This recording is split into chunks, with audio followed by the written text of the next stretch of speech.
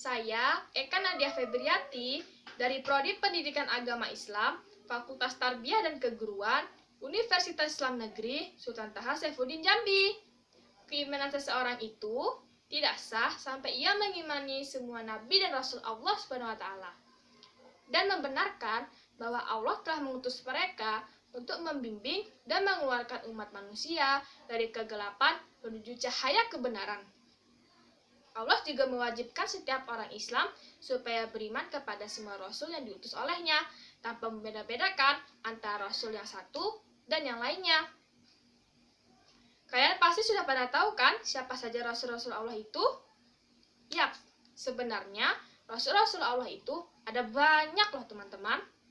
Tapi yang wajib kita ketahui hanya ada 5 atau nabi yang diberi gelar Ulul Azmi. Dan di antaranya itu ada Nabi Ibrahim, Nabi Nuh, Nabi Musa, Nabi Isa, dan Nabi Muhammad SAW. Namun sebelumnya, kalian harus tahu dulu nih, apa saja perbedaan antara Nabi dan Rasul. Nabi merupakan manusia pilihan yang diberi wahyu oleh Allah SWT untuk dirinya sendiri dan tidak memiliki kewajiban untuk menyampaikan pada umatnya. Sedangkan Rasul merupakan manusia pilihan Allah SWT yang diangkat sebagai utusan untuk menyampaikan firman-firman-Nya kepada umat manusia agar dijadikan pedoman hidup. Dan di video ini, saya akan membahas tentang Rasul-Rasul itu kekasih Allah SWT. Sudah pada siap belajar kan? Yuk kita mulai. Yang pertama, apa sih pengertian iman kepada Rasul itu? Iman kepada Rasul yaitu meyakini bahwa Rasul itu benar-benar utusan Allah SWT yang ditugaskan untuk membimbing menuju ke jalan yang benar agar selamat di dunia dan akhirat. Mengimani Rasul-Rasul Allah merupakan kewajiban yang hakiki bagi seorang muslim, karena merupakan bagian dari rukun iman yang tidak dapat ditinggalkan.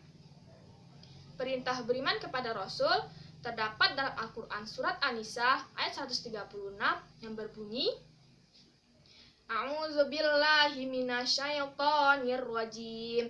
Bismillahirrahmanirrahim.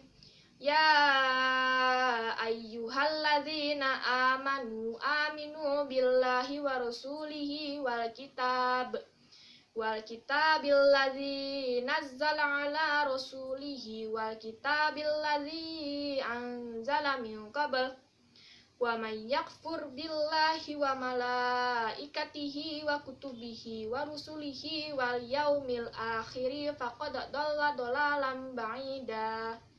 Artinya, wahai orang-orang yang beriman, tetaplah beriman kepada Allah dan Rasul-Rasulnya Muhammad dan kepada kitab-kitab Al-Quran yang diturunkan kepada Rasulnya, serta kitab yang diturunkan sebelumnya. Barang siapa ingkar kepada Allah, malaikat-malaikatnya, kitab-kitabnya, rasul-rasulnya, dan hari kemudian, maka sungguh orang itu telah tersesat sangat jauh. Kemudian, ada sifat rasul-rasul Allah. Sifat-sifat rasul itu dibagi menjadi 3 bagian ya teman-teman. Yang pertama ada sifat wajib. Sifat wajib itu ada 4, yaitu as-sidik, yang artinya jujur atau benar. Lalu ada al-amanah, yaitu dapat dipercaya. Kemudian ada at-tabligh, yaitu Rasul selalu menyampaikan wahyu. Dan yang terakhir, al-fatonah, yang artinya Rasul memiliki kecerdasan yang tinggi. Lalu yang kedua, ada sifat mustahil, yang artinya sifat yang tidak mungkin ada pada Rasul.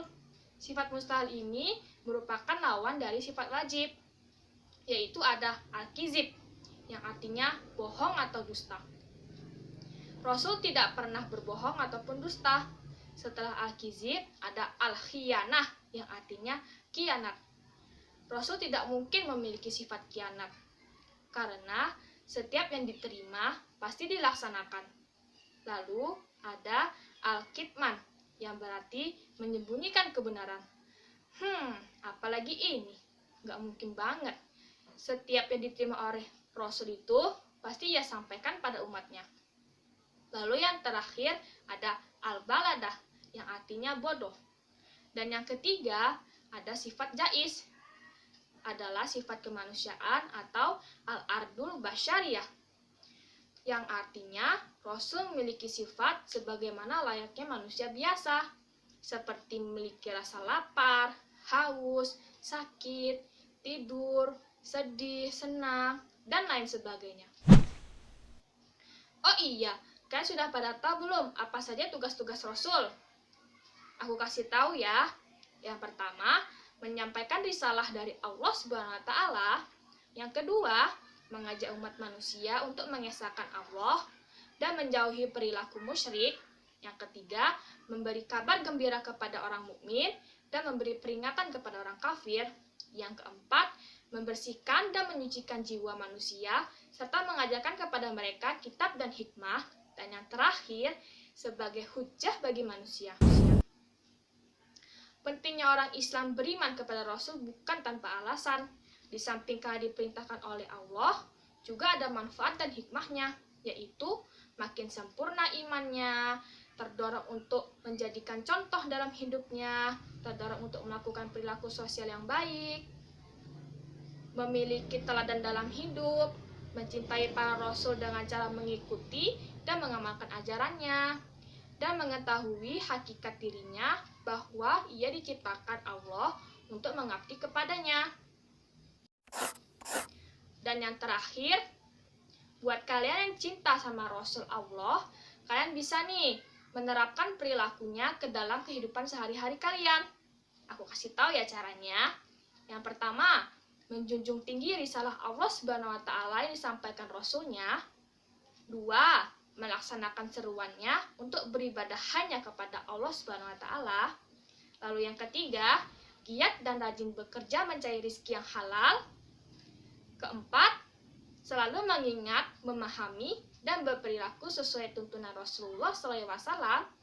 Yang kelima, melakukan usaha-usaha agar kualitas hidupnya meningkat ke derajat yang lebih tinggi. Dan yang terakhir atau yang keenam, terus berdakwah agar ajaran di bawah Rasul tidak sirna. Oke teman-teman, demikianlah video dari saya. Jika kalian mencintai Allah dan Rasulnya, pasti kalian tahu kan apa saja